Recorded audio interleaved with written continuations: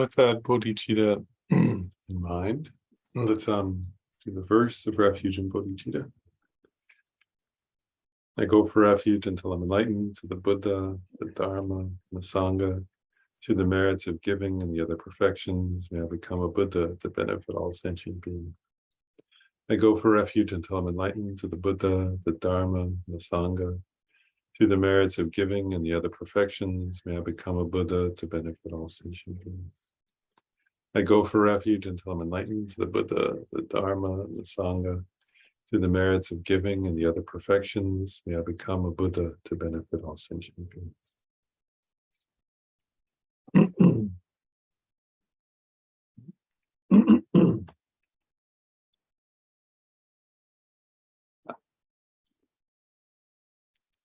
Right away. So we're for those who are following along, we're on page 36 in the text by Yeshi Gelson. And so we've kind of, in terms of mind and mental factors, right, we recovered the 5 omnipresent mental factors and the 5 object ascertaining mental factors. And we're up to the section on the 11 virtuous mental factors. And I guess last time we covered the first 2, which translated here is, we've covered the first 3, actually. We covered faith a couple times ago, and then shame, which I said maybe, I don't know. I don't love that translation, but maybe say self-respect, something like that. And then embarrassment. Fine. So now we're up to a set of 3 of the virtuous mental factors, which are actually, as Yeshi Gelson will say, you can include the entirety of the Buddha's teachings under these 3 in some sense. So they're called non-attachment, non-hatred, and non-ignorance. So that's where we're up to. So we'll start with non-attachment is how it's translated in our text.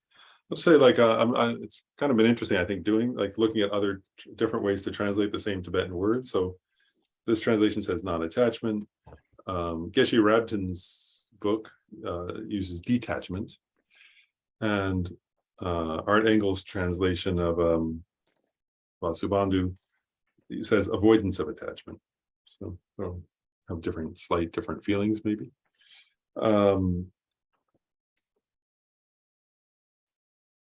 So first, it says, regarding non-attachment, the Compendium of Knowledge, right, the Abhidharma, says, what is non-attachment? It is a lack of attachment to cyclic existence and the articles of cyclic existence. It has the function of acting as a support for non-engagement in misconduct. So first of all, a lack of attachment to cyclic existence, right? So it would be a translation, samsara, right? And the articles or things of samsara. So actually, it's kind of what are the things of samsara, actually? Just to kind of pause there, what does that mean, the articles of samsara? So the articles of samsara, you could say it's anything that arose, well, in one sense, it's our own aggregates, right? So our body and mind are articles of samsara, right? And also anything associated with karma and mental afflictions, right? So anything that's associated in any way with mental afflictions would be an article of samsara. So your own body, our own bodies and minds, but also all the objects, that arise connected with the mental afflictions or arise through the mental afflictions. I just happen to the kind of things monks will talk about, but I'll just say, like, so is is a statue of a Buddha an article of samsara? We're just going, like, you can just contemplate. Right? Is an actual Buddha an article of samsara? I'm just actually, I won't answer, but I mean, because, like, I'll give an example. Like, say, on the one hand, you can't say a Buddha is in samsara, is an article of samsara. They didn't arise due to karma and mental afflictions.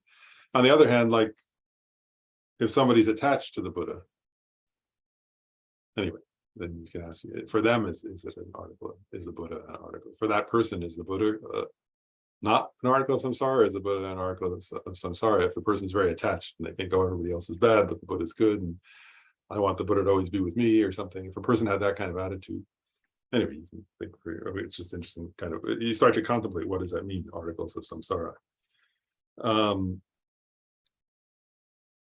But I'm going to kind of go back over. So Geshe Rabten says about this non-attachment, right, or he calls it detachment.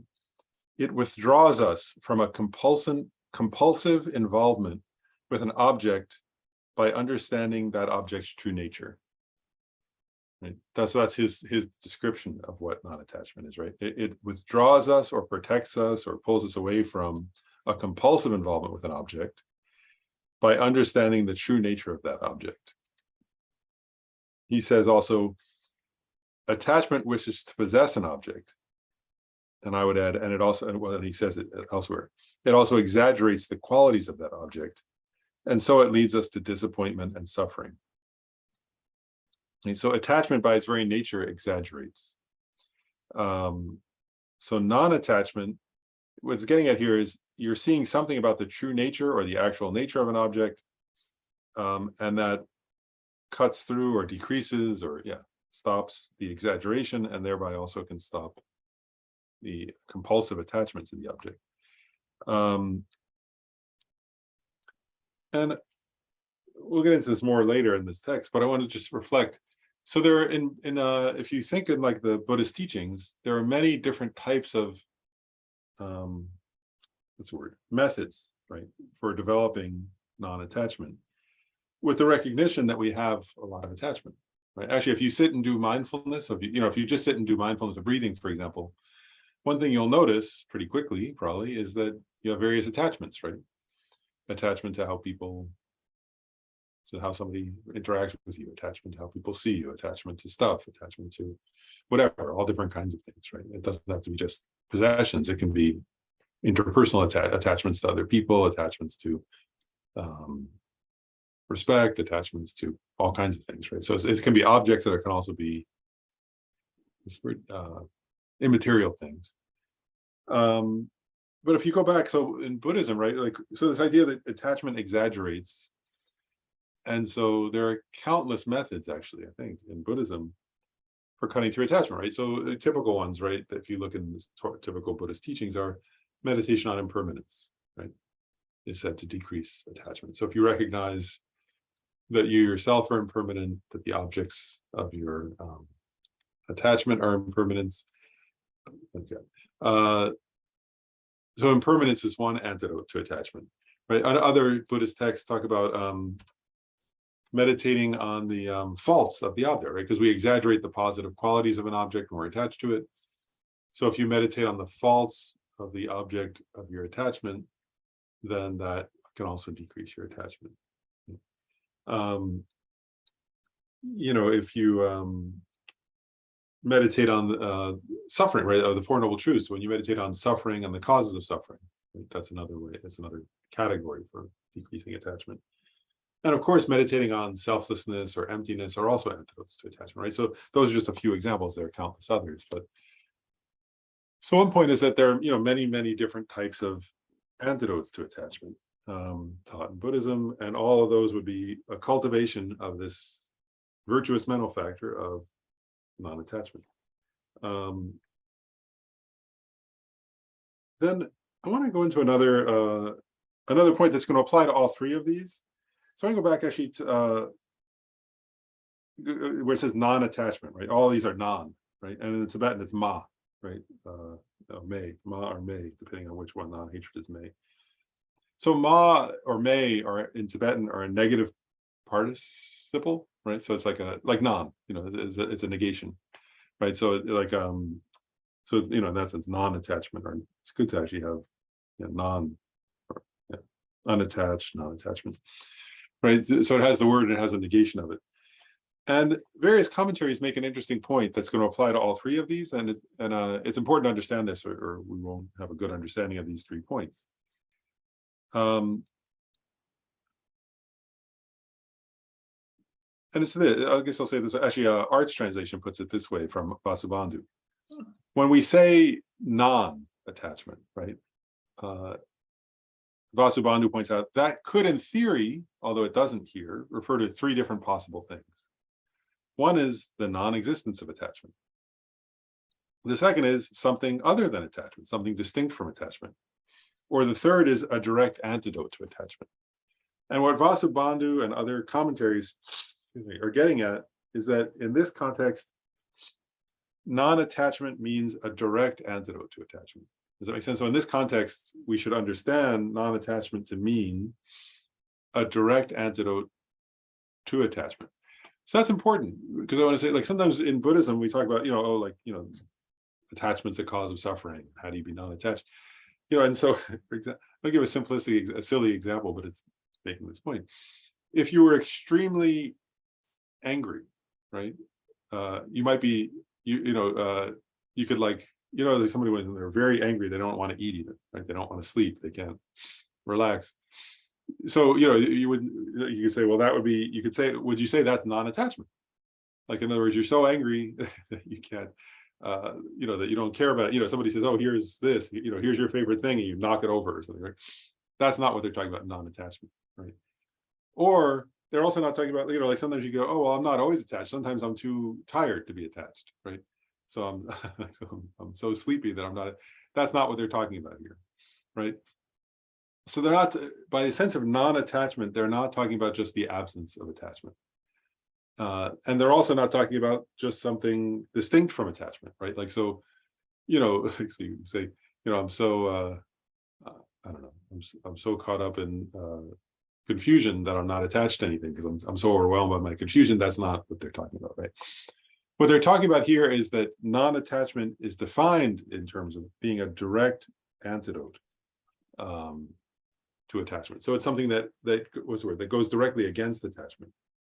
And Geshe Rabten puts it this way. That was, there I was using Vasubandhu from translated by Art. Geshe Rabten makes the same point. He says, when referring to an entity within samsara, this state acts as an actual remedy for attachment to it. So that's how Geshe Rabten puts it. So non-attachment is an actual remedy to attachment. And again, I just want to point out, because I already implied this, is that, the ultimate remedy, as we know if we've been studying Buddhism, is the wisdom, understanding, emptiness. But here, non-attachment could be any remedy, right? It could be the most simple, it could be, the most basic level of remedy, all the way up to a very, so actually it's interesting, like non-attachment could include everything from, if you've actually, like if we ourselves, let's say you've been very attached to any particular type of object in samsara, if you start to see the faults of that and go, wow, this is hurting me to be this attached to this object, whatever it is, that would be non-attachment, right? Because it's a direct antidote. That could apply all the way up to, a bodhisattva on the 10th bhumi who's meditating, or well, actually, no, it wouldn't be. But let's say a bodhisattva on the 7th bhumi who's meditating on emptiness. That could also be a non-attachment, right? So there are all different levels and types of antidotes to attachment.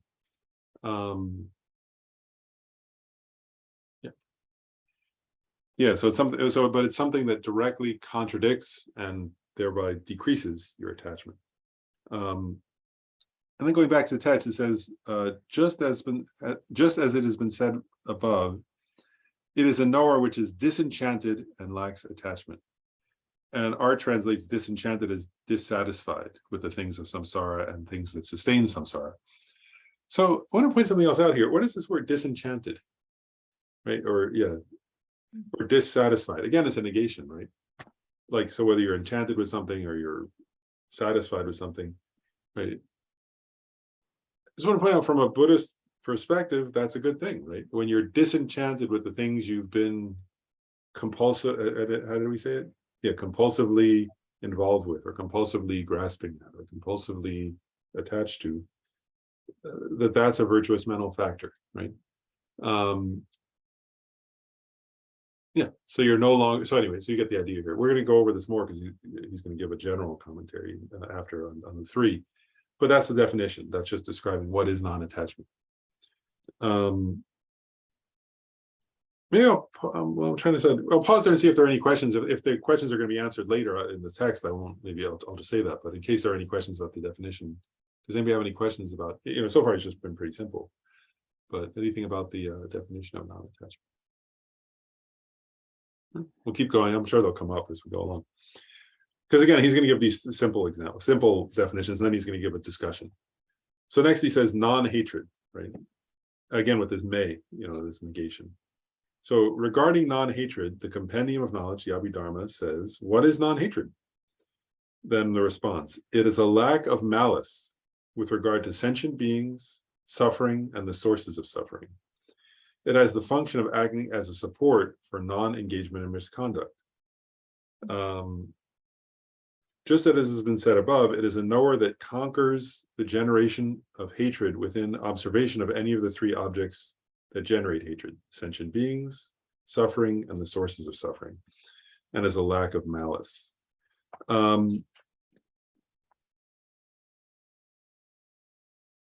So one point, I'll go over step by step here. One point is where he says, so malice is a wish to harm, right? Or wish to harm or retaliate. Then it says here, with regards to, and then there are three things listed. Sentient beings, so most often, right, we get angry or hateful towards people, right, or animals, or sentient beings. So it's saying one of the categories that we're cultivating non-hatred towards is that therefore sentient beings. The other is suffering itself, right? Not hating suffering. And the third is not hating the sources of suffering. What does that mean? That would be like, for example, if you stub your toe and then you scream at the wall or the rock or something, right? That's an example of hatred towards a source of suffering, right? You ever done that? Or like your car won't start and you start screaming at the car, something like that, right? That would be an example of, some people hit their car, or they'll hit the car or something like that. So that would be an example of hatred towards a source of suffering that is not a sentient being, right? So they're getting at they're recognizing experientially people, we, human beings, for example, can give rise to hatred towards any of those three, right? So it's cultivating a sense of non-hatred towards those. Now, it's interesting that so far the text doesn't clarify certain points, but the commentaries do, so I'll go to those.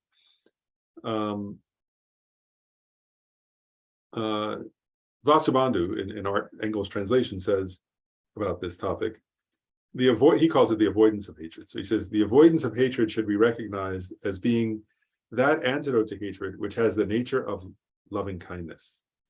It should not be recognized as anything other than that. And then he goes on and says the avoidance of hatred is loving kindness.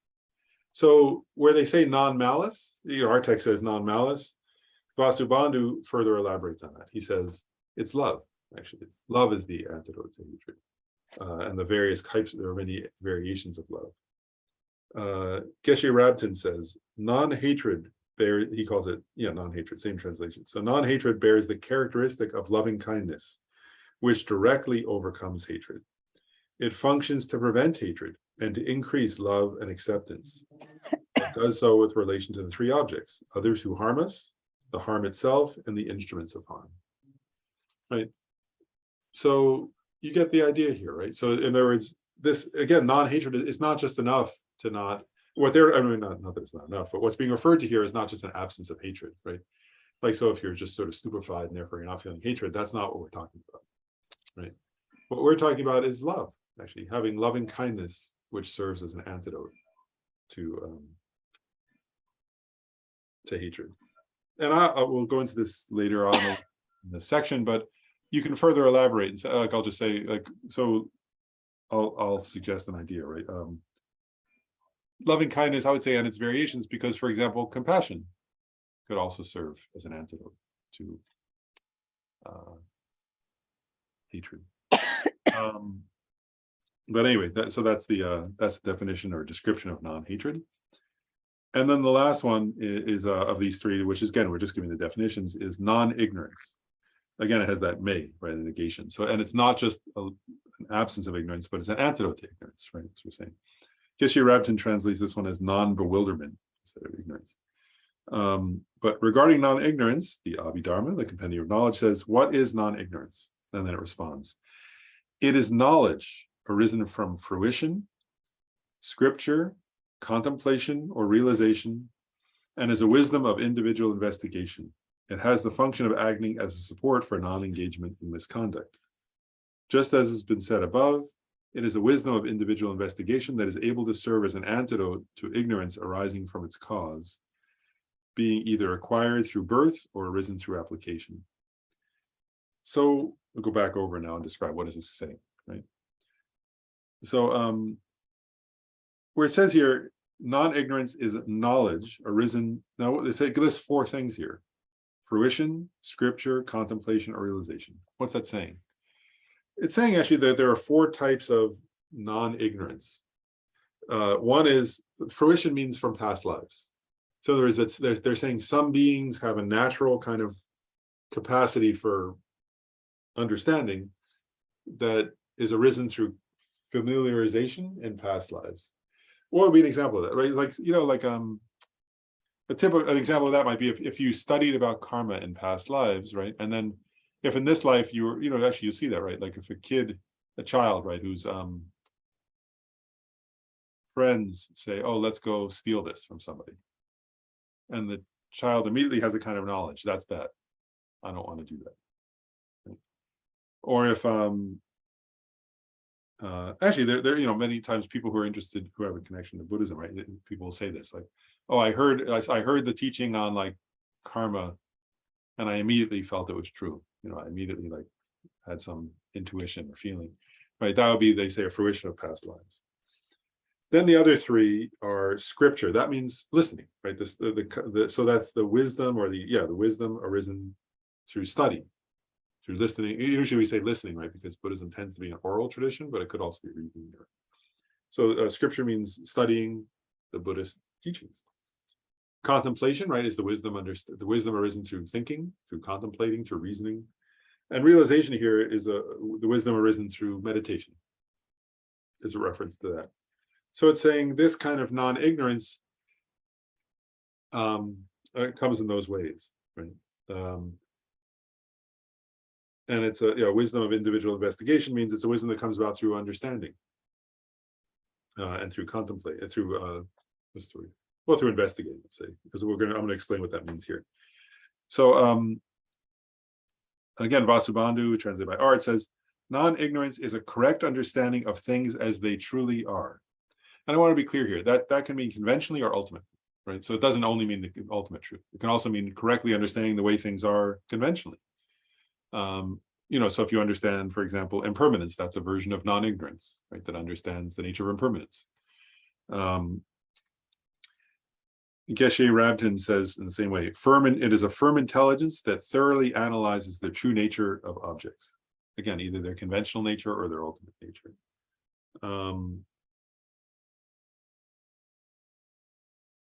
And then Geshe-Rabten says something interesting. He says, it is a clarity and a sharpness of mind that dispels bewilderment or ignorance. But then he makes a point that's important that I want to mention here, because he says it itself is not intelligence, but is a lucid quality of the mind accompanying the firm intelligence that bears a relationship of similarity with either enthusiasm or concentration. What he's getting at here, I just want to explain something. We went over this, actually. I remember Lynn asked some questions at the time. Is under the object ascertaining 5 factors, there's one that I said I think the correct, a good English word for it is intelligence. Right? And that intelligence, as we said, can be virtuous or non-virtuous. Lynn asked the question, they should get an example of if a scientist is quite intelligent and is in a moment using that intelligence to, say, create a better weapon, right? That's certainly a kind of intelligence, but it's not virtuous, right? It's actually being used to harm sentient beings in the long run, right? And so there are intelligences, kinds of intelligence, which are object ascertaining. And object ascertaining can be virtuous or non-virtuous. So that would be a non-virtuous intelligence, right?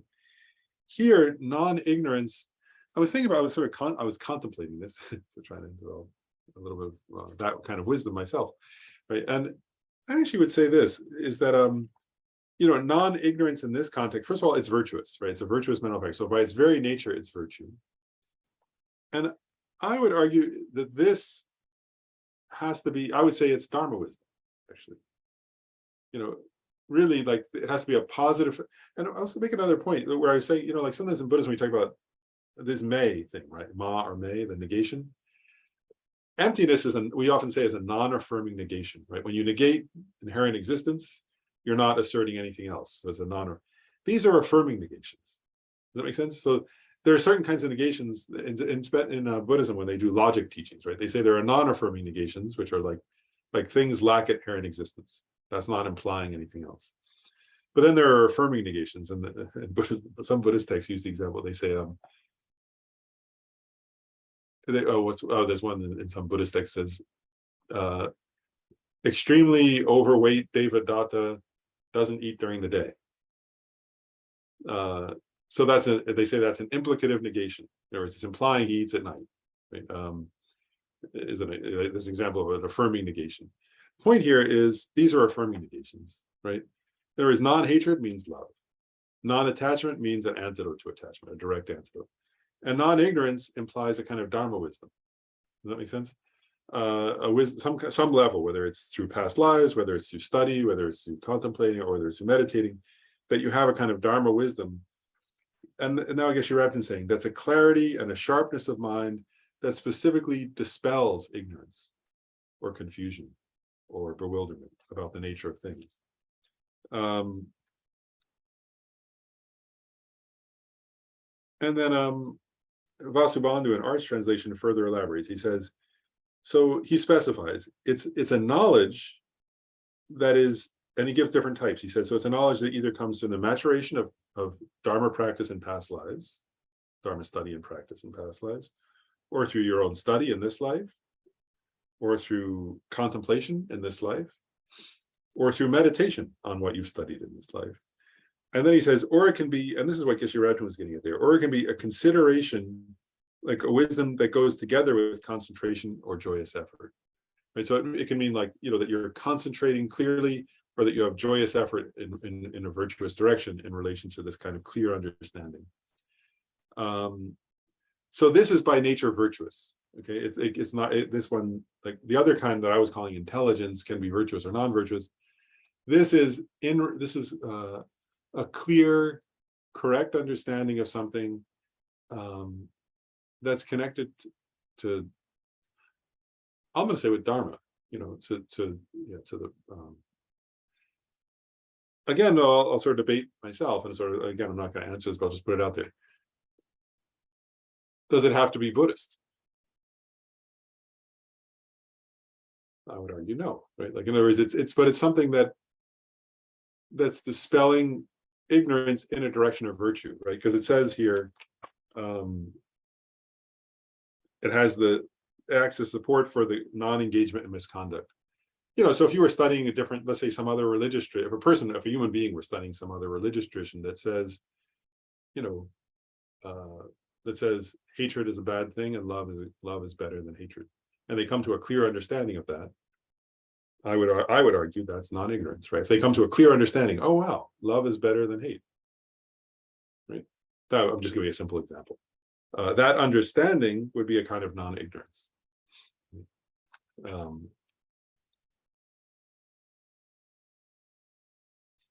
Yeah, or if you were actually, I'm just going on with that, right? Like in general, they're referring to Buddhist study, contemplation, and meditation of Buddhist teachings, of course, Buddhist texts. But if you read Martin Luther King Jr.'s point about all beings being, what's the word? Inextricably connected in a web of interdependence, right? And you came to a clear understanding, wow, we really are all interdependent. I would argue that's a kind of that would fit within this, right? And if you came to some understanding, it would restrain you from misconduct, because you would think, wow, then I shouldn't. Doesn't make sense to have hatred. It doesn't make sense to feel I'm separate from others, that I'm disconnected from others, because we're all interconnected. So anyway, you get my point. The text, of course, is emphasizing Buddhist, but anything that cultivates, anything that allows you to have a wisdom that overcomes confusion or ignorance about something true, would be an example of this. I'm going to read the next paragraph and then I'll pause. Because now he says, discussion of the three, we're on page 37, discussion of the three, non-attachment, non-hatred, non-ignorance. So now he's going to start like a fairly in-depth discussion of these three because they go together. So he says, these three mental factors are like the root of all virtuous qualities, the method for ceasing all misconduct, and the essence of all paths. All the paths and stages are for the sake of abandoning the three poisons, as well as their imprints. And all misconduct definitely arises from one of the three poisons. Hence, their function is specified as acting as a support for the effective restraint of misconduct. So he's making an interesting point here that I want to sort of pause and we can think about for a second. Well, actually, I'll read this next line too. The divisions that are instances of these three mental factors are infinite, because taken extensively, all the paths are subsumed within them. So what's he saying? This is interesting, right? He just gave these three very simple definitions: non-attachment, non-hatred, non-ignorance. Now he says every virtue is included in these three. All the paths, all the the 5 paths and the 10 grounds of the bodhisattvas are all included in this. Also the 5 paths of the hearers and the 5 paths of the pratyeka, Shravakas, and the 5 paths of the solitary realizers. All that would be included in these 3 mental states, right? These 3 virtuous mental factors. So they could seem very simple, but now he's saying they're infinite, actually. These are infinite, right? That all the qualities of a Buddha, right, which are infinite, are also included in these, right? In these 3, because, as he says here, right, all the paths and the stages of the path are for abandoning the 3 poisons as well as their imprints, right? And so you could say every virtue, every path, every meditation. So you actually, if you go back to say the Lamrim, right? What he's suggesting here is you could go through the entire Lamrim, the Lamrim Chenmo in 3 volumes, and you could say, well, it's all these 3 mental factors. It's all different ways of cultivating these 3 mental factors, right? You could go to all the vast treatises, the 5 texts of Maitreya and the great treatises of Nagarjuna, and he would say those are all ways of cultivating these 3 mental factors. So that's an interesting assertion. The entire Dharma is this. John, you have a comment or a question? It's definitely a question. Maybe it's just confusion. Is he saying, and you're saying, that if you truly can get very good at non-attachment, non-hatred, and non-ignorance, then you should already be able to do all the paths? Or is he saying that these 3 are part of each path, but they're not all you have to do? I guess I'm trying to understand, are these 3 the umbrella that cover everything, or are these just, all 3 of these are just parts of everything? Actually, I think let me read the next paragraph. I think to answer your question, I'm going to read the next paragraph and see if it answers it. I'm going to explain the next paragraph and we'll see if it answers it. So because he gives an example that I think gets at exactly what you're asking, so good timing asking that. He gives the example of non-attachment. He says, furthermore, regarding non-attachment to this life, one's own mind having turned away from this life to seek the purpose of future lives is the attitude of a being of small scope. Non-attachment to all the marvels of samsara, of cyclic existence, having turned away from the depths, from adherence to samsara, is the attitude of a being of intermediate scope. Non-attachment to the extremes of both cyclic existence and solitary peace, seeking the non-abiding nirvana of a Buddha, is the attitude of a being of great scope. So there, I think he's saying, if you look carefully at what he's saying there, he's saying that is, by the way, those are the 3 scopes of Lamrim, right? So he's saying just what I just said. The entire Lamrim can be subsumed within non-attachment if you think about it, right? So and I want to be clear though. So he's not saying that. Give an example. If you just say, well, just cultivate love, right? That's an answer. That would be an example of non-attachment. But that's not sufficient for realizing all the paths, right? But what he's saying is, if you think deeply enough about the meaning of non-attachment, then it becomes the umbrella, like you were saying, John, that would conclude all the different paths and grounds, right? Because the example he gives, right? So non-attachment to solitary peace, right? Now, arhats don't cultivate non-attachment to solitary peace. They're seeking solitary peace. But he's saying bodhisattvas do cultivate that.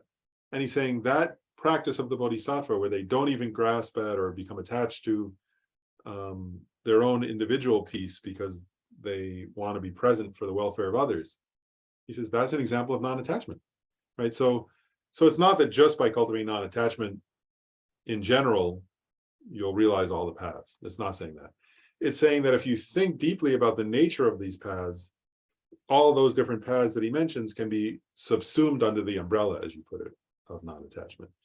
So it's interesting, isn't it? Like, so on one level, like, and each, there are many different levels, right? So like, I'll give two different examples, like a basic level, right? The one which says small scope. Like sometimes when, actually there are many stories, right, from the time of the Buddha, usually it was, there are some examples of monks, right? A monk came and was very attached to the affairs of this life and came to the Buddha, and the Buddha said, go to the charnel ground, and look at the corpses, and meditate on impermanence, right? And so the monk would go there and stare at those corpses and think, wow, my body is like that. I'm going to be dead soon. All the bodies of everybody I know are going to be like that. Let me let go of the affairs of this life and focus on something beyond just feeding myself and being comfortable. Let me focus on something that has more meaning than that, right? That would be an example of meditating in accordance with the small scope on non-attachment, right? But then, as Yeshe Gelsen's saying here, he's giving another example. There's actually, so I was just reading in a text about this. So there's an example of an 8th Bhumi Bodhisattva.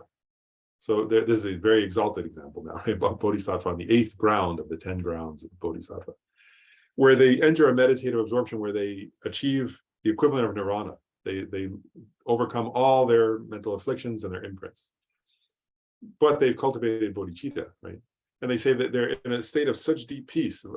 Chandrakirti says this. He says that bodhisattva is in a state of such deep peace that it requires that the Buddha come to them. The Buddhas appear to them at that time and say, hey, don't forget, you vowed to benefit all sentient beings.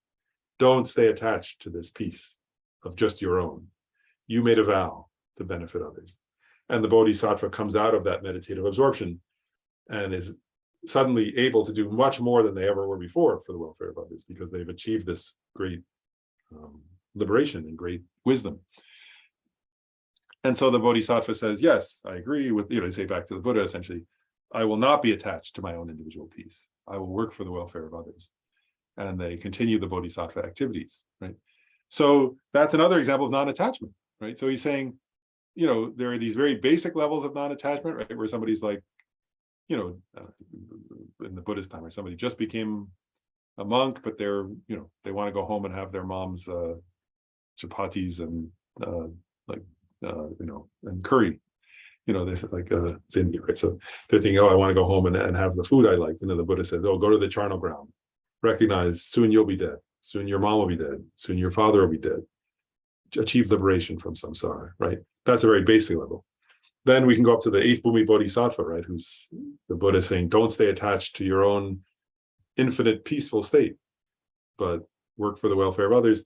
So it's all, so that going back to your question, John, I think what he's saying here is it's an umbrella, really, that can cover many different types, and many different types of non-attachment, right? And actually, it's interesting, like you could say,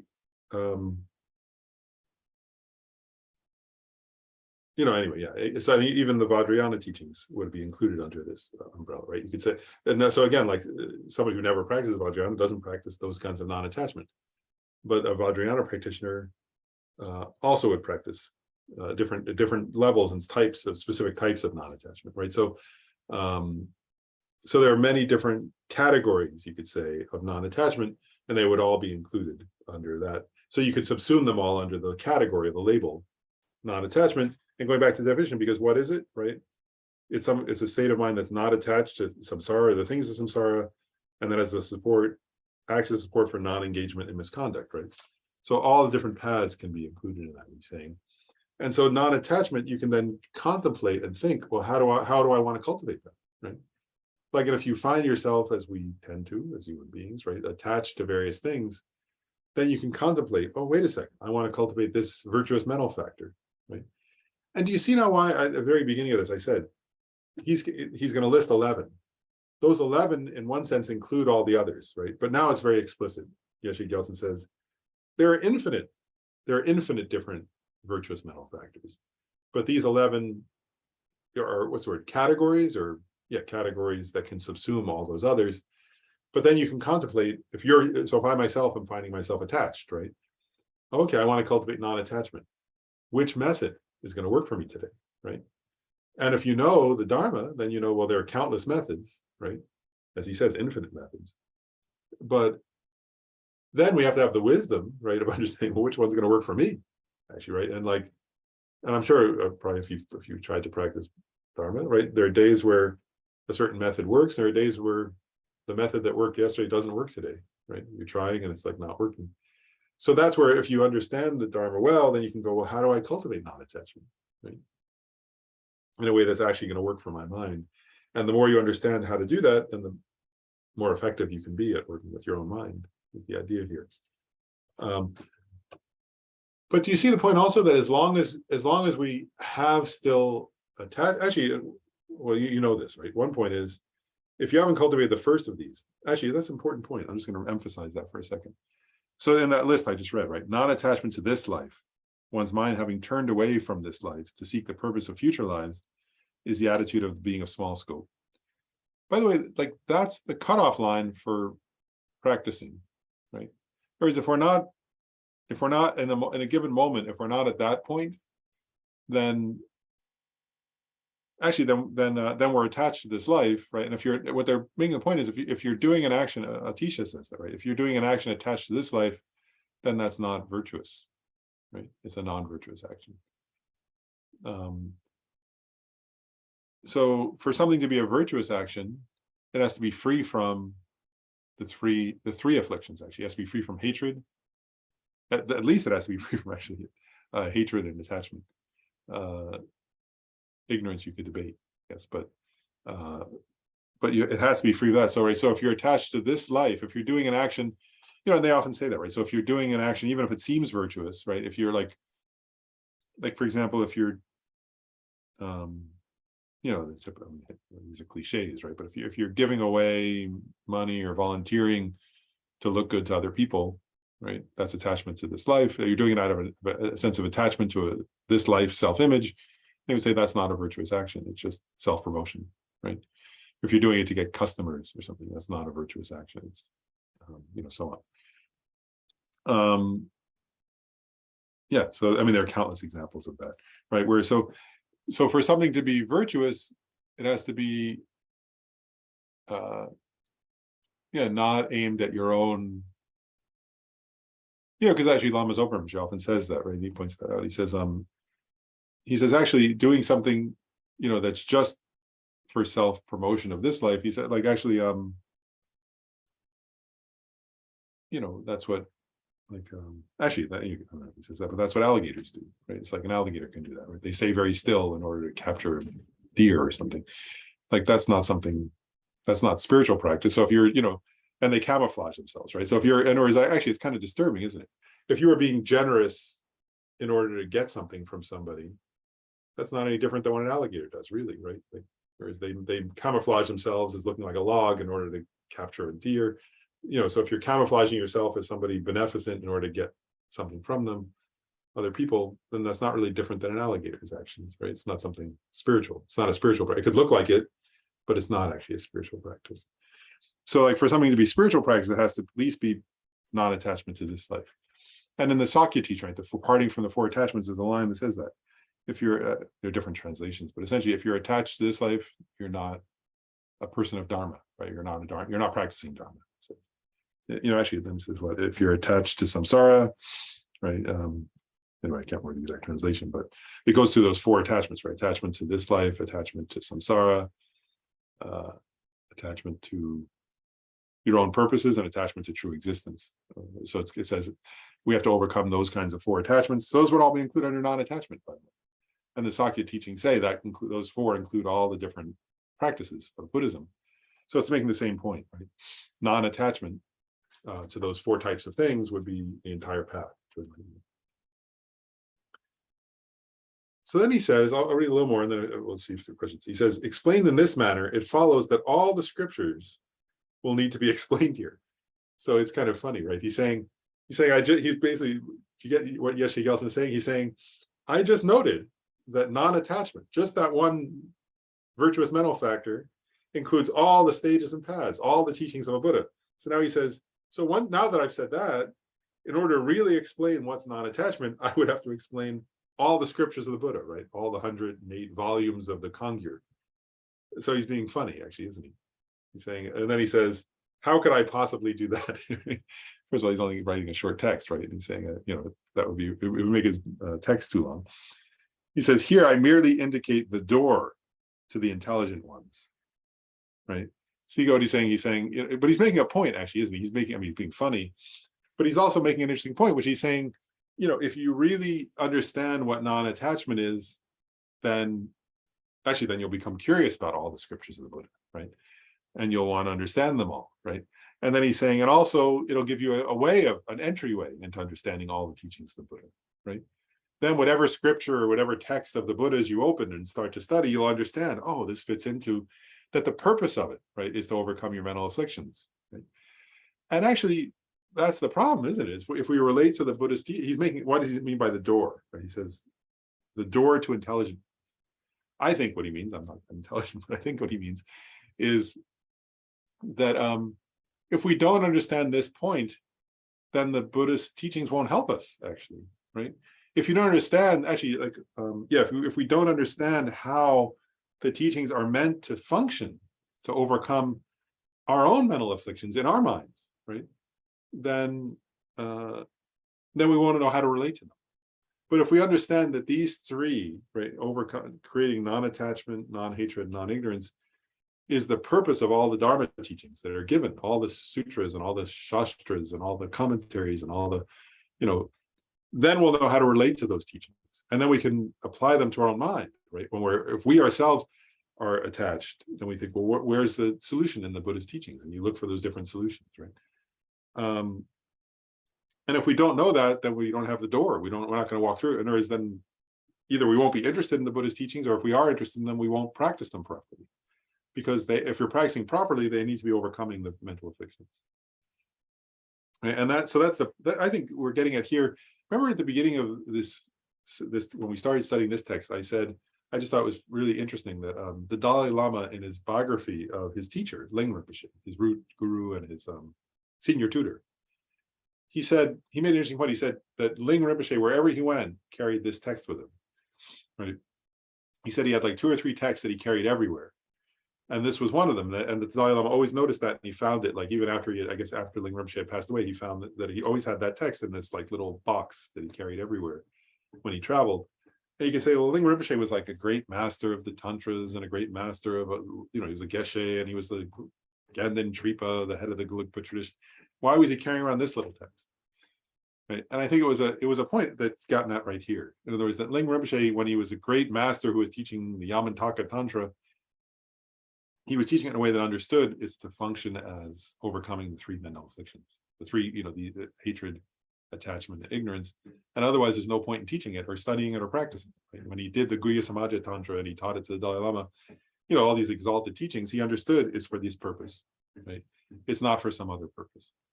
So I think that's the message behind that also, is that all the teaching should be understood as how do we overcome our mental afflictions and cultivate virtue. So he says, likewise, the same applies to non-hatred and non-ignorance. Then he says here, non-ignorance is a wisdom, right? So now he says it explicitly, right? Non-ignorance is a wisdom of individual investigation, right? So it's not just a negation of ignorance, it's an actual wisdom. And then he says, what I was saying earlier, non-ignorance acquired through birth, that came from past lives, right? It means that you developed it in past lives, and so you have a kind of natural aptitude for certain understandings. And then there's non-ignorance arisen through application. From among these two, then he explains more. The non-ignorance acquired through birth is indicated as arisen from fruition. Earlier in the text, it said that. Because it arises from the fruition of past actions without depending on the circumstance of this life. Right? And so, if somebody has that, that's quite helpful, isn't it? But also, if you practice in this life and study in this life, you're creating that for your future lives, right? So we can't get discouraged if we don't have much of that, because it just means we didn't do it in past lives, so do it now. That's the point, right? Study, contemplate, meditate, and we develop that kind of aptitude for future lives, right? So it says, non-ignorance arisen through application, meaning through effort, right? Refers to the three. The wisdom arisen from hearing, meaning study, right? The wisdom arisen from contemplating, meaning thinking deeply, right, and reasoning, and the wisdom arisen from meditation. And so he's saying again that one point is he's saying those are the types of wisdom. But then he's also saying, and all the Dharma, again, all the different Dharma teachings can be subsumed under those three, right? There isn't something that's Dharma that's disconnected from those, right? So whether you're studying, whether you're contemplating, so and again, like these are what's what I say, right? These aren't something anybody else can judge. I can't tell if you're cultivating, you could be standing in line in the grocery store, right? I don't know if you're cultivating, who knows what you're doing. But if you're thinking deeply about the Dharma, then you're cultivating the wisdom arisen through contemplation, right? Like if you're thinking, oh wow, how does this situation apply to the Dharma, right? Then you're cultivating that wisdom. So it's not something anybody else can see, but it's something internal. And again, all the paths, right? All the grounds of the bodhisattvas can be included in these three, right? So like that example I gave earlier, the 8th Bhumi Bodhisattva who's in a meditative equipoise, that's an example of the wisdom arisen from meditation, right? But on also the most basic level, right? If a person goes to Venerable Damcha's class who never studied Buddhism before, takes an intro to Buddhism class and goes, oh wow, what's the Buddha saying? That's cool, right? They're starting to cultivate the wisdom arisen from hearing. Right? And that's how we do it. That there isn't something else, right? There's not some other way to do this. Any questions up to that point before we go on? This will do briefly. He says the basis, this is just kind of funny. He says the basis upon which one engages in hearing, right? So he's talking about the wisdom arisen from hearing. With wisdom arisen from hearing is the conqueror's scriptures as well as their commentaries. The teacher's scriptures have 12 divisions. So now, and this is a common thing that's listed in various texts. So it's the set of discourses, the set of melodious descriptions, the set of prophecies, the set of verses, the set of purposeful expressions, set of background accounts, the set of expressions of realizations, the set of the legends, the set of the birth stories, the set of the very extensive, the set of marvels, and the set that settles. And then he makes the same point he made earlier. Since it would be verbose if I were to explain in detail the identity and principal subject of each of them, I shall not write that here. Right, so he's giving a general idea.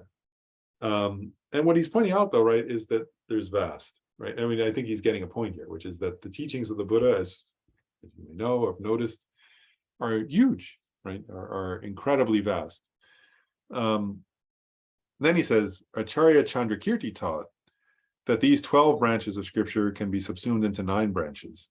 And that what he's saying here is if you take number 6, which is set of background accounts, number 7, the set of expressions of realization, number 8, the set of legends, and number 9, the set of birth stories, and you combine them into one, you condense them into one category, then instead of 12, you now have 9 categories. So there's just different ways of categorizing the Buddha's scriptures. So he's saying, and so you could categorize all the Buddhist teachings into 12, it's just ways of categorizing, right? So you could say count them as 12, or you could subsume those down and make them 9. Then he says, or you can subsume those 9 into the 3, and these 3 are common. You've heard this before, probably.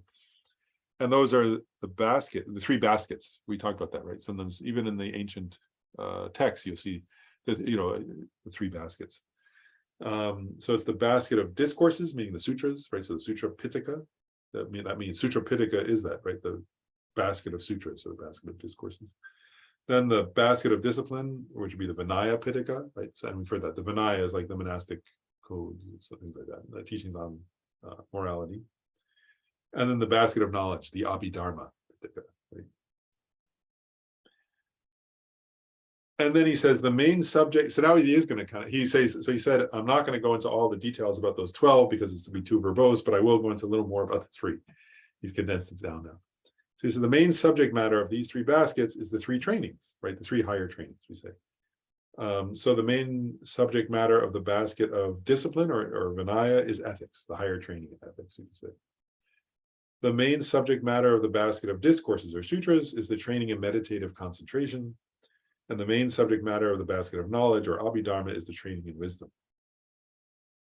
And that's a very commonly made observation that sometimes is said. Right, so that if you count the 3 baskets, it's a way of categorizing all the Buddhist teachings. And you can say, so the Vinaya mainly focuses on ethics, sutras on concentration, and Abhidharma on wisdom. So then he says, the Abhidharma, the compendium of knowledge, so that's the Abhidharma Samyukaya of a Sangha, which is a Mahayana Abhidharma. So he says, in addition, the compendium of knowledge teaches that the 3 trainings, so this gives a slightly different presentation, actually. It says the 3 trainings are equally taught in the sutras, the discourses. The 2 trainings in ethics and meditative concentration are taught in the basket on Vinaya or discipline, and the training in wisdom is taught in the basket of knowledge. So that gives a slightly different story, take on what's emphasized, saying it's not just discipline, for example, in the Vinaya, it's also meditative concentration. And it's not just concentration in the sutras, it's also ethics and wisdom, but it still is wisdom in the Abhidharma. So it's just different. You can contemplate which, what is that implying? And he's going to say a little more about it. But there's just different ways of explaining what's emphasized. And I guess you could say that a Sangha is saying there's more things emphasized than they're saying are emphasized. So a Sangha is saying that here.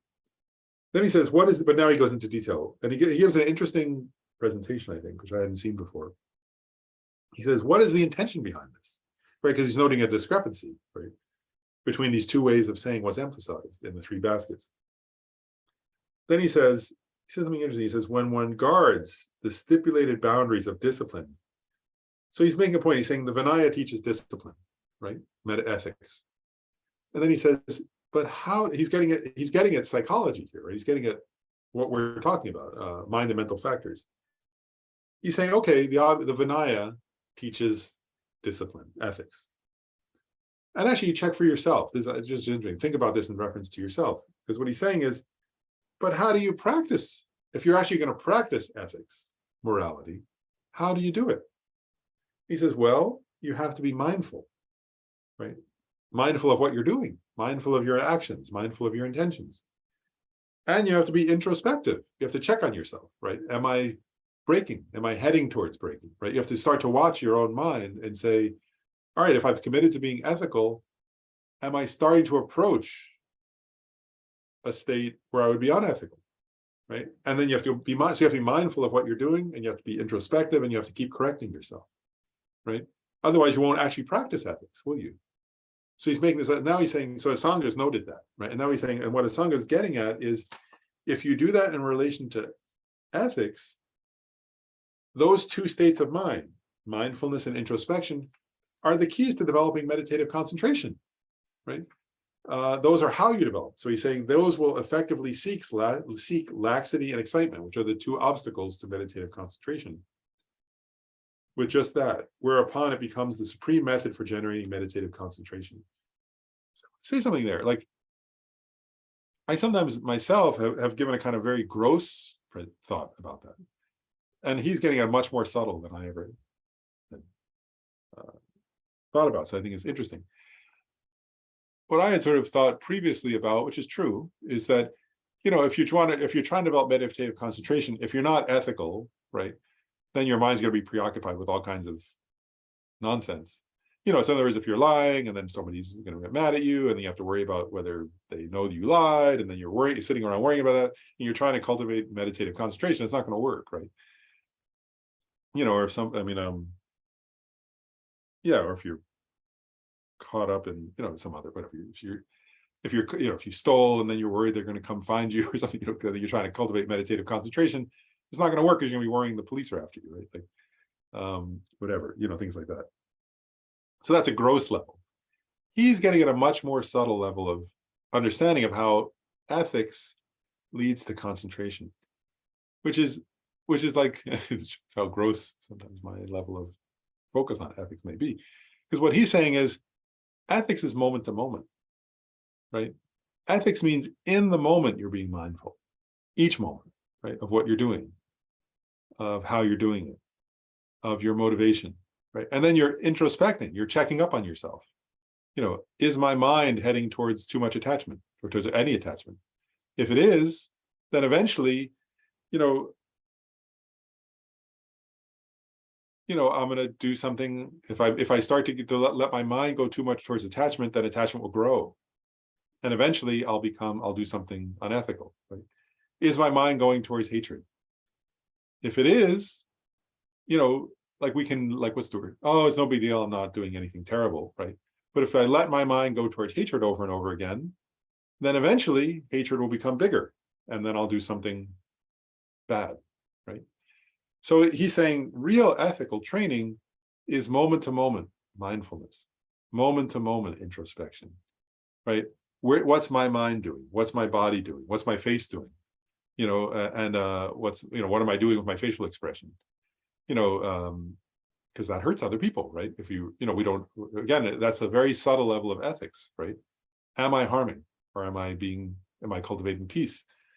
And what he's saying is, if you cultivate ethics in that way, then meditative concentration will come about quite easily, won't it? Because it's the same state, right? In other words, if you've been doing that all day, if that becomes your ethical training, all day you're being mindful and introspective about what your mind's doing and what your body's doing, what your speech is doing.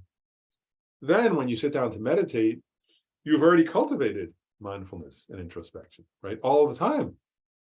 And those are the two states of mind that allow you to develop concentration. Why? Because if you've been, in other words, mindfulness, now when you're going to sit down to meditate, let's say you're going to be mindful of an image of a Buddha, right? That's your I'm giving an example. If you're meditating on the image of the Buddha, right? Now your mindfulness is of that, right? Is of the image of the Buddha. But your introspection is going to notice, oh, I'm drifting away. I'm starting to think about attachment to what I want for lunch. Let me come back to the image of the Buddha, right? And then is my image of the Buddha clear or not? That's a kind of introspection, right? Or am I too vague? Let me strengthen my concentration.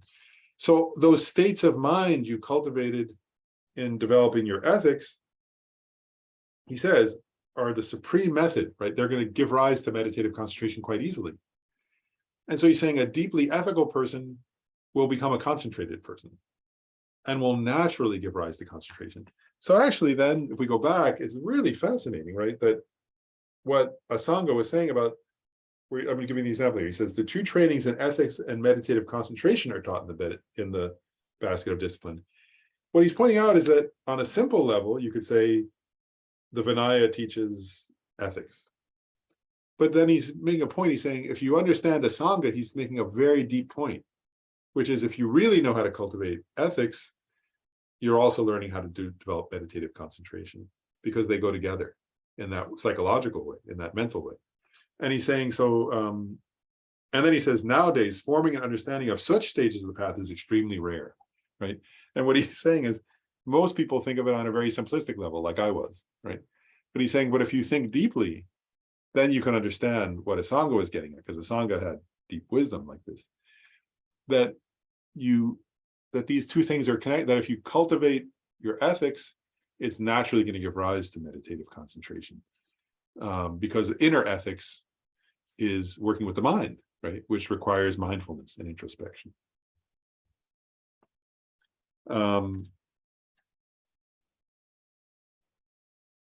Actually, I pause there. Any questions about that? Is that pretty clear? It's an interesting point, isn't it? I'd never heard that one. Before in this text, I'd never seen that point before anywhere. I know it exists in other texts, but I'd never come across it. So then he makes another point. He says, he says these kind of things every now and then, so it's encouraging, I think. He says, therefore, seek much hearing, much study, right? Much study, hearing, on the three baskets, as well as their commentaries. Right. So he's saying, study a lot, listen to Dharmic discourses, and so on. Which, by the way, now is easier, isn't it? Because they've posted it's kind of weird. Like with the pandemic, it's actually become easier in the sense that there are so many opportunities because more things are posted now online, isn't it? Before you had to go, actually, I was thinking of that recently. Marpa Lotsawa, Milarepa's teacher, to study the Dharma, to study the three baskets, he had to walk, what was it? At least 3 times across the Himalayas, right? And walk all over India. So he had to actually personally walk across the Himalayas, walk around India, and then you remember in one of them, he's looking for Naropa, and he goes to the place where he had seen Naropa years ago, and they say Naropa's not here. Then he has to wander, and can you imagine wandering around India? I mean, India is a huge country, right? Humongous country, and there weren't railways then, right? So he had to walk all over India looking for Naropa and saying, "Do you know where Naropa is? I heard, he wasn't there. Somebody said he went north." And so now you can just go to YouTube or something. It's quite a lot easier. So he says, therefore, seek much hearing on the three baskets as well as their commentaries, the basis upon which one engages in hearing, right? So, and he's making a point there, which is, if you're going to hear or listen to the teachings, first of all, is make effort and listen to a lot of teachings. Then he says, what teachings should you listen to? The teachings of the three baskets, right? These teachings, the teachings of the Buddha. And their commentaries. Then he says, and then analyze again and again the meaning of what has been heard with the 4 types of reasoning, which, by the way, he mentions what those are on page 31. So it's in this text, the 4 types of reasoning. So he says, but he's saying, having, study and then think deeply about what you've studied. Don't just leave it as, you heard it with your ears, but he's saying, again and again, analyze, think, reason about what you've heard. See if you agree with it. See if you don't agree with it. See if you have qualms. See if you and so on, right? And then he says, and generate an ascertaining consciousness, right? And then put the entire path into practice by way of analytical and stabilizing meditation upon that very meaning, which the wisdom arisen from contemplation has gained ascertainment of.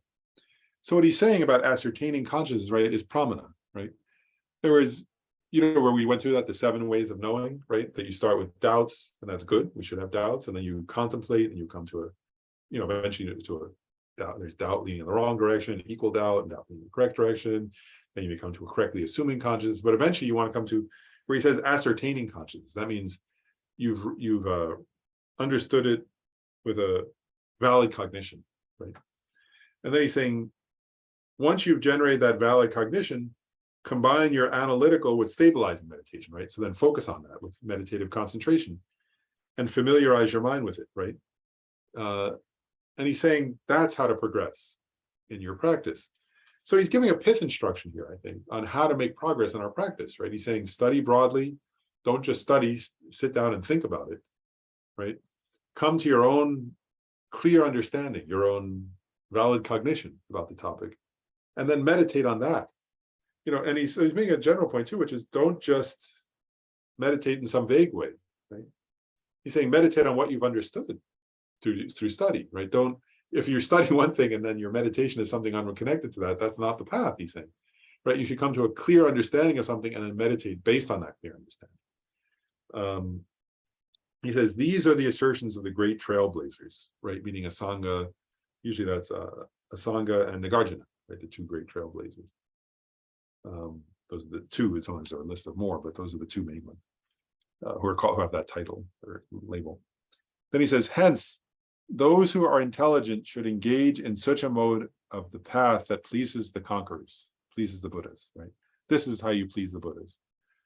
He says, if you discard much hearing, right, study, the excellent cause of wisdom of individual investigation, follow fools stupidly like sheep, and dwell in a relaxed and idle manner without contemplating anything whatsoever, yet wallow in the conceit of being good-hearted and practicing Dharma, engaging in practice and so forth, then you'll waste your excellent support with leisure, ruin others who are equal in fortune, and even become a serious condition for contributing to the degeneration of the teachings. You think he's being too subtle there, or like his assessment of, right? He's being pretty harsh, isn't he? But he's being direct, right? He's saying, what's he saying? You know, it's very clear, right? He's saying, and actually, it's an interesting point, right? Like, stupidly like a sheep, right? He's saying if you don't study much, but you go off and think you're practicing Dharma, right? Right. One point is he's saying that's stupid like a sheep, right? In other words, what's he saying? Actually, it's kind of funny, isn't it? Sometimes lamas will say that, right? Like that. They sometimes talk about like animals that hibernate, right? Like, whereas don't, you know, if you go on retreat and your retreat is like an animal that's hibernating, that's not good, right? It's like stupid like a sheep or something. It's like a bear that's sleeping. Like that shouldn't be your meditation, right? Your meditation should be qualified by wisdom based on the teachings of the Buddha, you know, if you're doing a Buddhist retreat. And then he's saying, don't just hang out, right? And wallow in the conceit, thinking, oh, I'm good-hearted and I'm practicing Dharma. Like, so if you have some vague, people do that, don't we? Like we could have a vague idea. Oh, I'm vaguely meditating on love and I'm sort of doing some kind of practice or something. And he's saying, that's not good enough. And he's saying, not only, well, he says, if you do it like that without connecting it back to the teachings of the Buddha, then he says, you'll waste your life of leisure and opportunity, right? That's one point, which we have and is rare and hard to find again, as says in the long run. Also, you'll ruin others of equal fortune, and you'll become a serious condition contributing to the degeneration of the teachings, right? So he's saying that's how the teachings degenerate. And actually, I don't know, I'm not sure. I mean, I just say like, that happens, doesn't it? Like, in other words, like this isn't some vague, I mean, he's saying this in the whatever, I can't remember, I haven't found what year he was in, but was it the 1700s maybe? Anyway, in Tibet, but that happens now, doesn't it? Where, what's there to say, right? You know, where we say it the right way. Actually, if you look, like sometimes if you look around, like even at, like, say, I mean, it happens in different places, but even if you look at what's happening now, sometimes in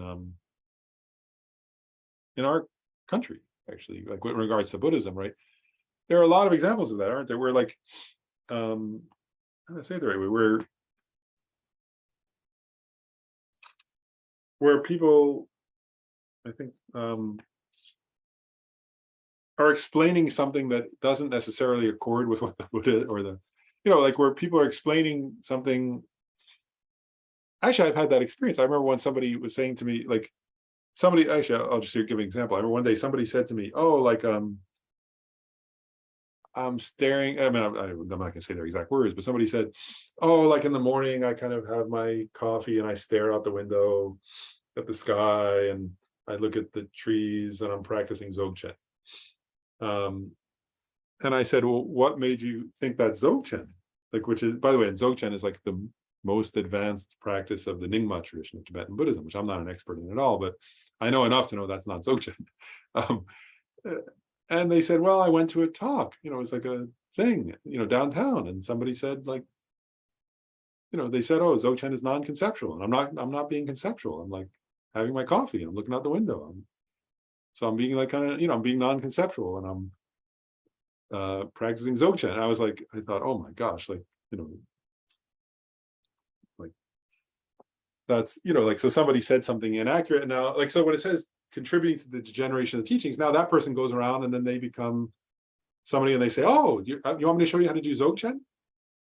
You know, I'll show you, come on. Like, you know, here, have a mocha, have a cafe mocha. We'll have a Dzogchen at Starbucks. We'll do Dzogchen.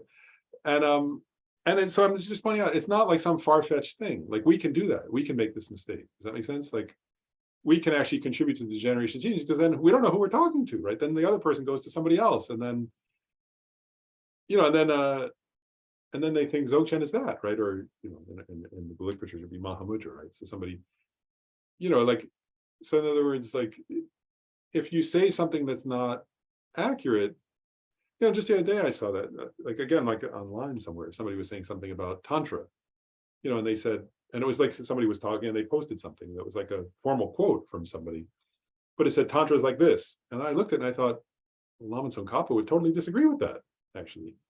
And they were, and again, if they were coming from a different tradition, you could say, okay, well, maybe they're teaching based on somebody else's, but they were from the Gelugpa, but they were saying something that Lama Tsongkhapa wouldn't agree with. So then you say, well, and then it's out on the internet, and then somebody says, oh, but this person said this is Tantra, and then they tell somebody else, and let's say the person they tell then becomes a teacher or something, right? Which, and again, it's sometimes vague in America, right? Are you a mindfulness teacher? Are you a Dharma Buddhist teacher? Are you a this? Well, they're all different labels or something,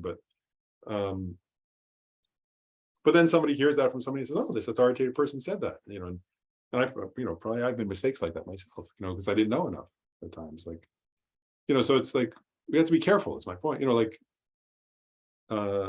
all of us have to be careful with that. Does that make sense? Because like what he's saying is, if our practice is to the extent to, actually I gave an example. I'll give an example. I was looking, when I did the book, actually, Easy Path, I edited, I really put it together by Khenpo Rinpoche, right, based on his teachings.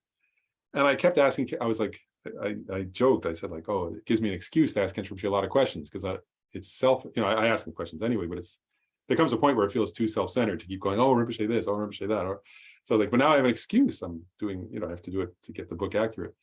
And then when I finished, took a long time, and I asked a lot of questions and did research. And then I said to Rinpoche, is it good now? And he said it's mostly correct. It's mostly very good. I thought, oh, I wonder what's incorrect. And I was quite concerned, but I was like, I didn't know, I couldn't figure out what. And then now it's like quite a few years later, and I finally found a mistake in it. I was like, oh, this is wrong. There was a point I misunderstood, a very small detail, but I was wrong. It's wrong, actually. And I was like, oh, I contributed to the degeneration of the teachings by getting that wrong, and I hope I can get another edition someday and fix that small point, but maybe I'll wait until hopefully I'll catch more of them, and then I can, do a second edition and correct the small mistakes that are there. But we can't help it if we don't know, right? Like, in other words, I hadn't studied enough, and also, and what happened was I hadn't studied enough, and the translator hadn't studied enough, so we both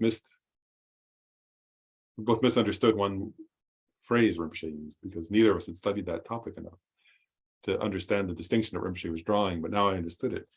So my point is, we can all do that. Does that make sense? We can all be guilty of this that he's getting at, and the only reason I can catch it is because I kept studying, and I was like, oh, I wish I'd studied this back then, but I hadn't, yet, whatever I was studying now. And so we all have to keep doing that, or we contribute to the degeneration of the teaching. So he's making a very profound point, and it's like, and then the other thing is, and if we are doing that, I guess I want to point out, right, then also, like, so the person who's practicing Dzogchen, and I've met a few people like that, or people who say, oh, I'm practicing Mahamudra, but then it's not in accordance with what the Buddhist teachings say is Mahamudra, right? Then what he's getting at is, that's us. So he's not talking about somebody in Tibet or something. I mean, he is, in his case, he was Tibetan, but we're the same, right? What he's saying is, if you have some vague idea and then you sit down and do that, then you're wasting your life, actually, is what he's saying, right? And you're contributing, and then also, like, you're ruining others of equal fortune. So he's saying it doesn't have to be that you're contributing to the generation of, but if you say to somebody, then, oh, what are you doing? Oh, I'm doing this, and they go, oh, that sounds interesting, and then they try that, right? Then you're hurting somebody else, actually, because you didn't understand. And again, we're not perfect. We're going to make mistakes. Not actually. See, one other point that I often think of is this gives me some courage, actually, is like, I remember one time, I think it was actually, if I remember right, it was a nun. I don't say who, because I'm not 100% sure, but I was there, like, with Lama Zopa Rinpoche, and a nun said, shouldn't we worry that we make mistakes?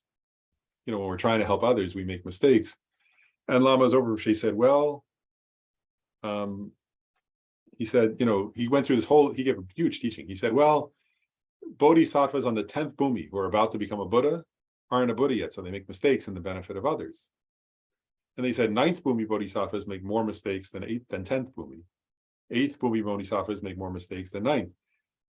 They're incredibly effective in helping others, but compared to a Buddha, they make mistakes. And then he went down through the 1st bhumi. And then he said, then if you're before the 1st bhumi, on the path of preparation, where you've achieved the union of calm abiding and special, you've realized bodhicitta and you've achieved the union of calm abiding and special insight, then you make way more mistakes than somebody on the first bhumi. But then if you're on this, the path of accumulation, the great level of the path of accumulation, you make way more mistakes than that. If you're on the middle level of the path of accumulation, you make way more mistakes than that. If you're on the first beginning level of the path of accumulation, you make tons more mistakes. He said, then we're not yet on the first, we're not yet on the first level of the path of accumulation. So then Lama Zopa said, so get used to it. You're going to make you have a long time to go making mistakes.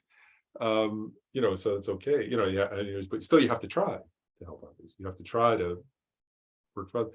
So it's not that we can't make mistakes. I mean, I'm making a point that Lama Zopa is like, we're ordinary people. Of course, we're going to make mistakes. But what Yeshe Gyaltsen is saying is, if we're going to take responsibility to benefit others in accordance with the Dharma, then we have to do it in a way that's in accordance, like by continually studying, right? By getting better, by contemplating, by meditating, and then our ability to help others will improve gradually. Does that make sense? That's what it's saying. And that's what Lama Zopa is saying, all the way up to the bhumis and so on. Your ability to help others will improve as you improve. And what Yeshe Gyaltsen is saying is, how do you improve?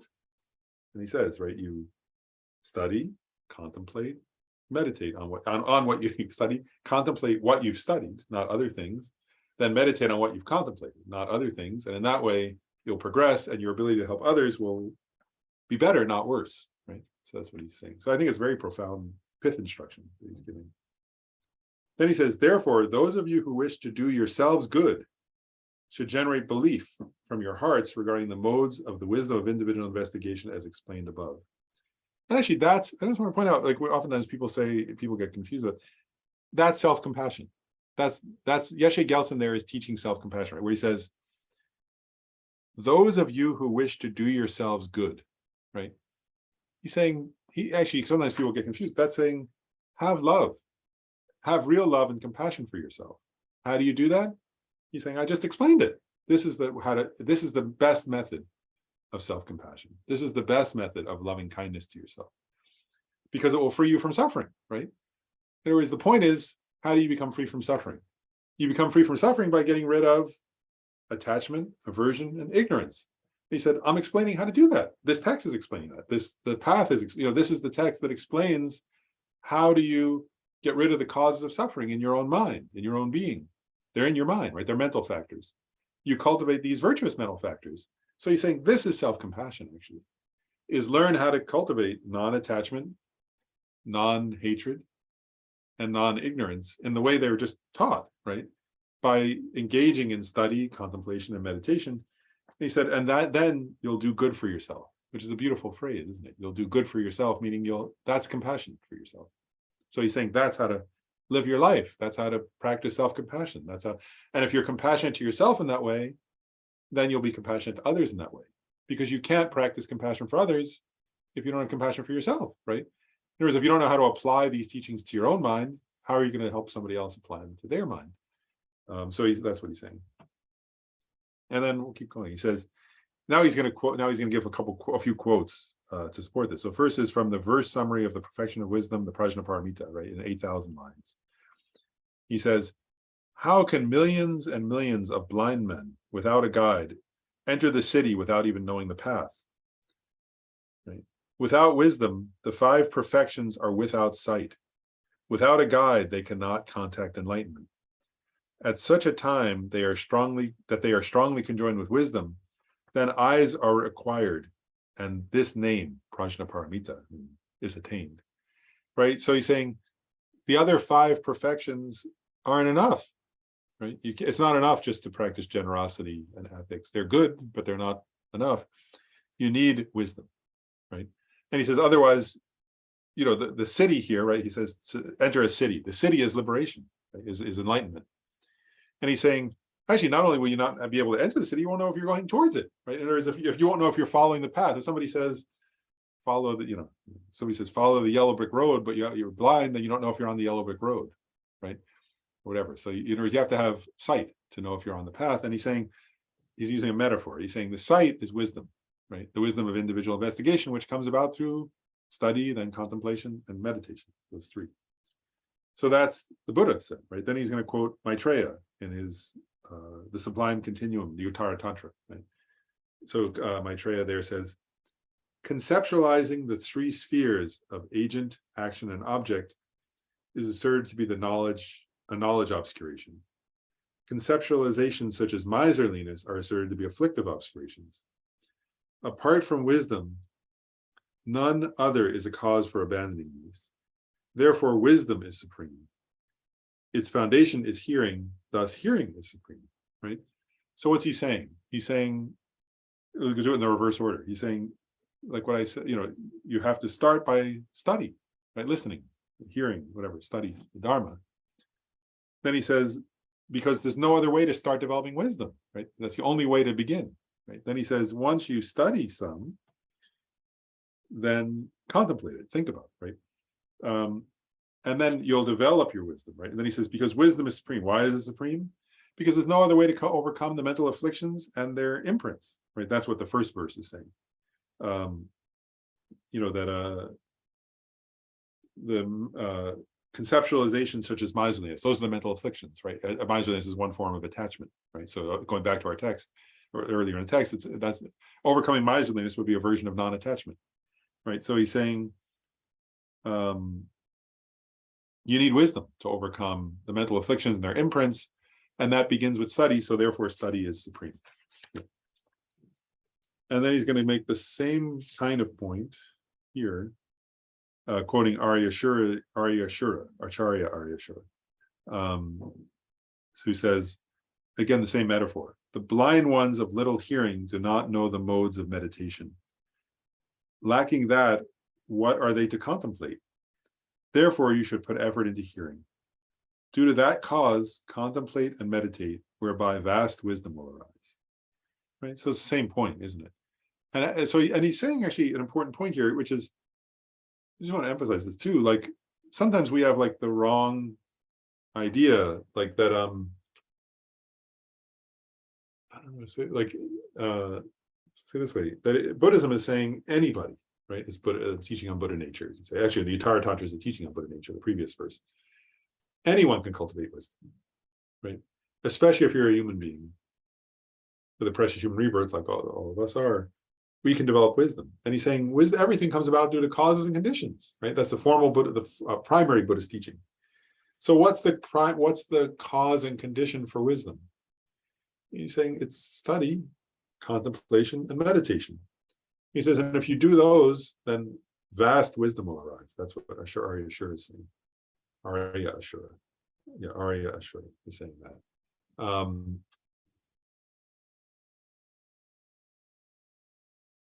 And actually, I think Arya Ashura, wasn't he the one who he was debating at Nalanda, and Arya Deva came and defeated him, right? And he studied in Buddhism. He was a non-Buddhist teacher who like was beating Buddhist teachers at debate.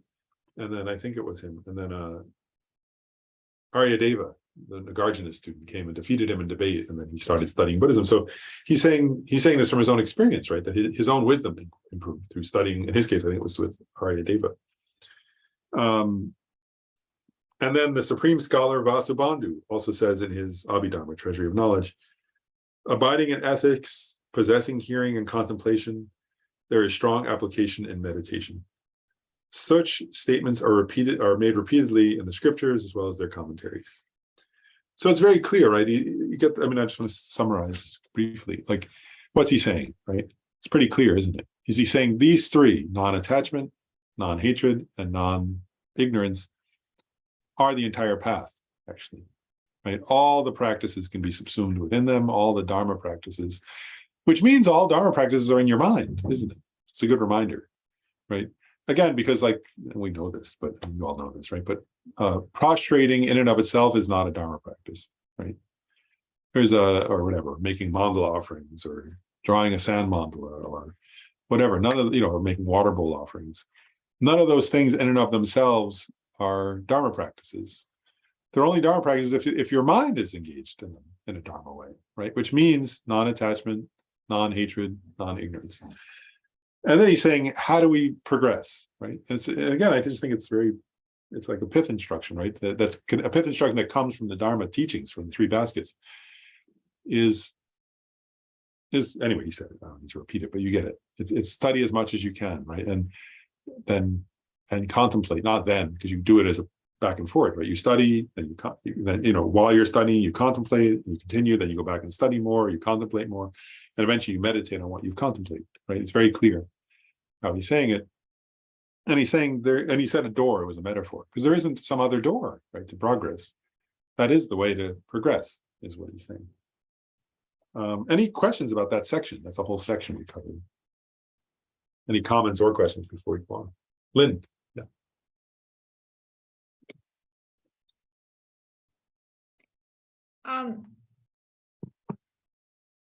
This is a rather long comment. I don't know if everybody's up for it.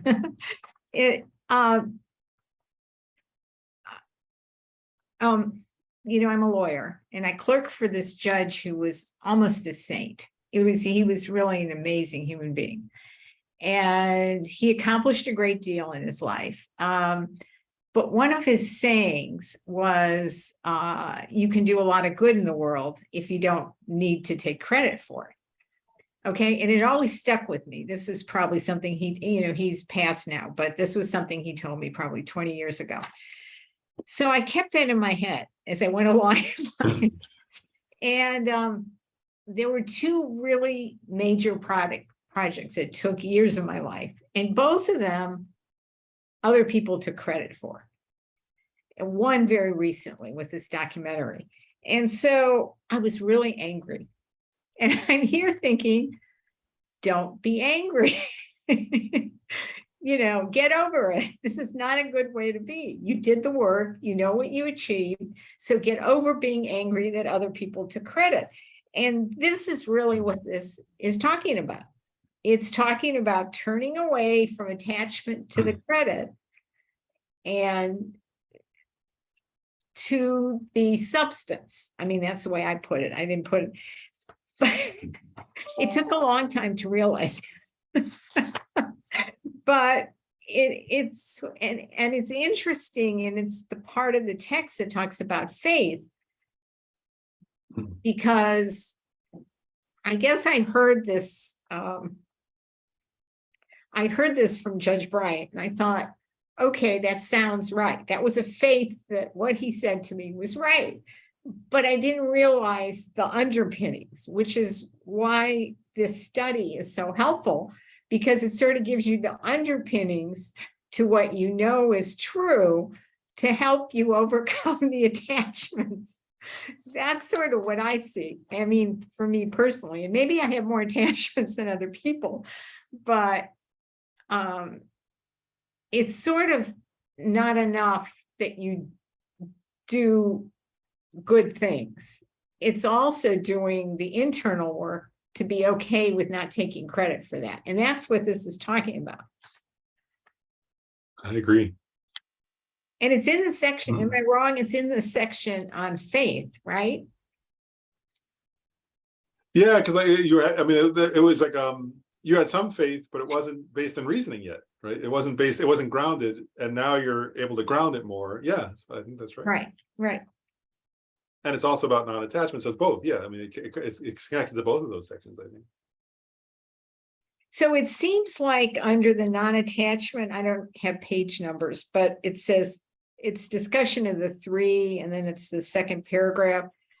It's one's mind having turned away from this life to see the purpose of future life. So it's that, not wanting to take credit, but it's also non-attachment to the marvels of cyclical existence, because it's not taking credit in this life, because it's only temporary. It's impermanent. Yeah, that's totally right. Well, and you could even connect it to and you could also connect it to the last one if you wanted to, right? Mm-hmm. Like to how does he say it? Well, I mean, it's not about peace, but there's a point about the bodhisattva training, right, where they talk about, that the bodhisattvas do actions for the welfare of others without attachment to their own receiving something back, for that they're not attached in that way. They're doing it out of genuine love or genuine compassion, without some sense of, oh, I want to get respect, or I want to get. So it's actually, you could view what you're saying from the perspective of the attachments of this life, the attachments of samsara, or the bodhisattva trainings. You can see it in all those ways as connected to attachment. That's really interesting. Yeah.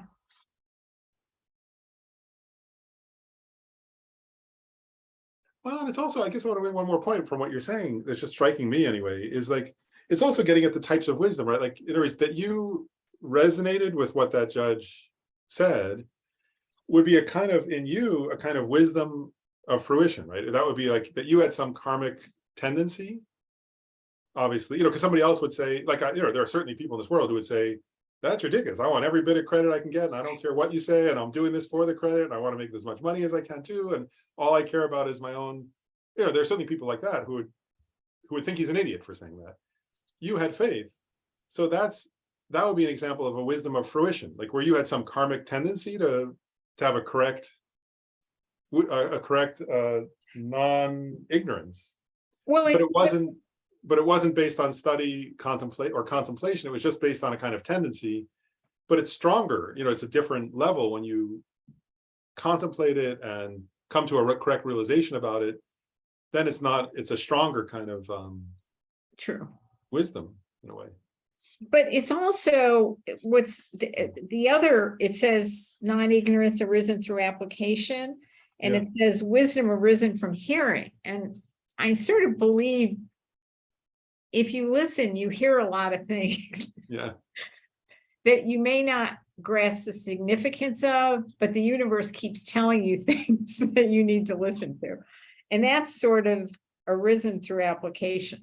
I mean, that's the way I heard it. Yeah. The application is like effort. So you're right. It's like sort of really working with what, hearing, listening to what's coming your way. Yeah. I think that's beautiful. It took a long time. But it's like the real lived application of what we're talking, of the Dharma, in other words. Yeah.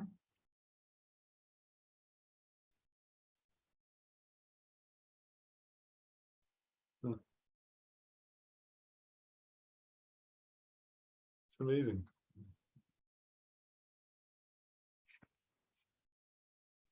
Yeah, thank you. I personally thank you for sharing it. Thank you. But other comments? Oh, Frank. Yeah, thanks. I wanted to thank you for bringing up the more subtle understanding of ethics, because I too, probably until today, had that same interpretation of the importance of ethics being just that, okay, if you don't steal, if you don't kill, if you do those things, it's going to disturb your mind and you're not going to be able to progress.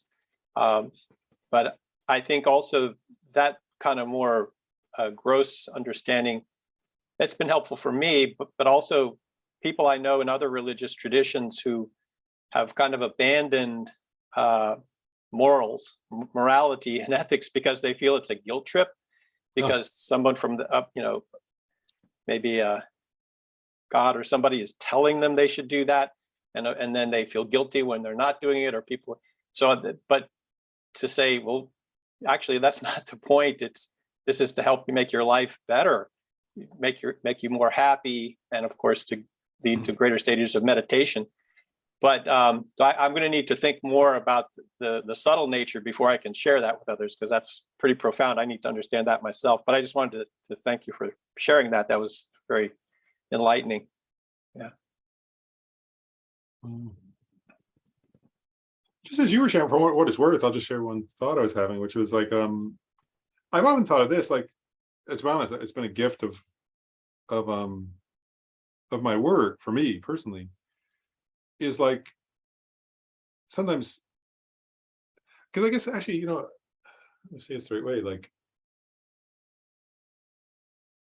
I guess I'm always interested in the extremes of human. I'm over the years, I've noticed like the extremes of human experience, right? And like, I've often mentioned this one, like on the one hand, like that, in Northern Virginia, you often see people who have everything that most people on the planet would want, in terms of like comfort and wealth and home and family, and are incredibly depressed. And then I've known like Tibetan lamas who were being tortured and were blissed out. Literally said that. Rinpoche Rinpoche said, while I was being tortured, my mind had joy, pure joy. He said, so there's these extremes. And then the same point about this ethics thing, like where sometimes I can see like, in terms of the suffering that comes from a lack of ethics, like, and in the mind, like if you sit with somebody who, I don't know, I mean, there are many examples of this, but say somebody who just got caught having an affair. Like, oh my gosh, the level of misery, right? The person did an action out of attachment, and then the level of suffering the person's going when they got found out, and then their spouse and their children and their whoever are all devastated, and the level of suffering the person is going through, is one example. I mean, there are many examples of the extreme of how, because I guess I'm just getting at the, you were saying quite reasonably, right, that sometimes people think of ethics as something imposed. And for me, that's been a teaching of, no, it's not imposed. It's like, on the one, if you think of that extreme, it's like ethics is how a lack of ethical behavior is how you cause yourself to suffer in the end, and other people. And this teaching on meditative concentration is making the opposite point. Like, if I think of some monks I know, for example, who live this very simple life, whose minds are not, whose minds are ethical.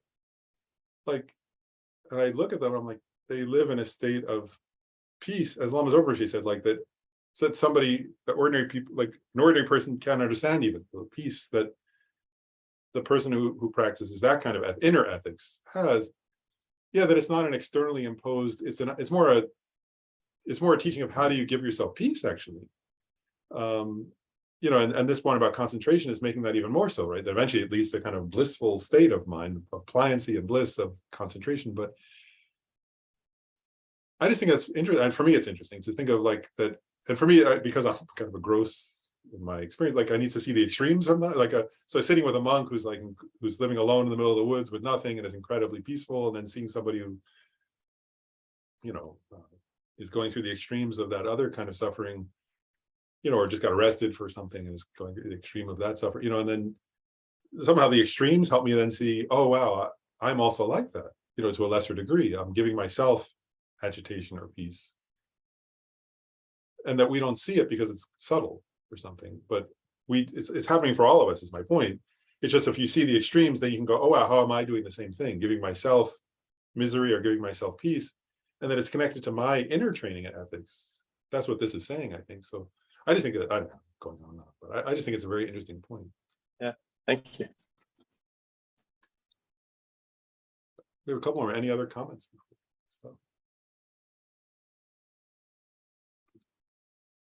Well, I'll just say, so I think we'll stop there, so that we'll pick up with effort next time, or joyous effort, we can say. But I guess, the joyous effort is the perfection. This is effort, right? So the next one's going to be effort, and then in the 6 perfections, it becomes joyous effort, which is connected. Get into that, but maybe we'll pick up with that next time. I sent out and Gabe posted already the classes for. I think they have a class. Is it? Oops. Just want to double check to make sure I remember it right. Yeah. We have class next week. I added a class for next week, and then there's only going to be one in November, but then there are 2 in December. So and then we'll add more for January, because I don't think we'll be done by December with this text. So anyway, so we have classes scheduled, and I'll look forward to seeing everybody. But we should do the dedication. The supreme jewel bodhicitta, where it has not arisen, may it arise and grow. Where it has arisen, may it not decrease, but increase more and more. In this snowy mountain paradise, you, the source of good and happiness, all-powerful Chenrezig Tenzin Gyatso, please remain until samsara ends. I dedicate all these virtuous merits, which are merely labeled, totally empty from their own side, so that the I, which is merely labeled, totally empty from its own side, may achieve Buddha's enlightenment, which is merely labeled, totally empty from its own side, in order to lead all sentient beings who are merely labeled, totally empty from their own side, to the state of enlightenment as quickly as possible. Thanks, everybody. Thank you, Thank Lauren. you so much. That Thank was you. Excellent. Stop recording.